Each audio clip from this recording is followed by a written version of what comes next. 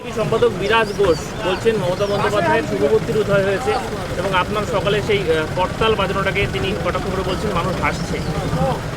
কে হাসছে কি হচ্ছে, এবার ওর কাছে খবর যদি থাকে যে আমার করতাল বাজানো দেখে মানুষ যদি হাসে, তাহলে যারা হাসছে তারা হাসবে, আর যারা এটা উপলব্ধি করবে যে এই যে বাংলার সাম্প্রদায়িক সম্প্রীতি, বাংলার মানুষের আধ্যাত্মিকতা, সেই আধ্যাত্মিকতা যে কতটা উপরে, সেটাকে শুধুমাত্র ধর্মের বিচারে দেখলে হবে না।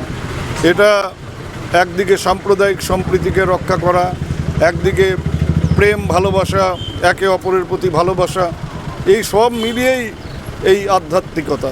তারই জন্য আজকের এই জগন্নাথ দেবের মন্দির যেটা উদ্বোধন হলো, এটা আরও বাড়বে, বাংলার পথ দেখাবে সারা ভারতবর্ষে। তারা তো ঠিকা নিয়ে নিয়েছিল যে এরকম এটা ঠেকা, যে তারা হিন্দু ধর্ম তারাই দেখবে।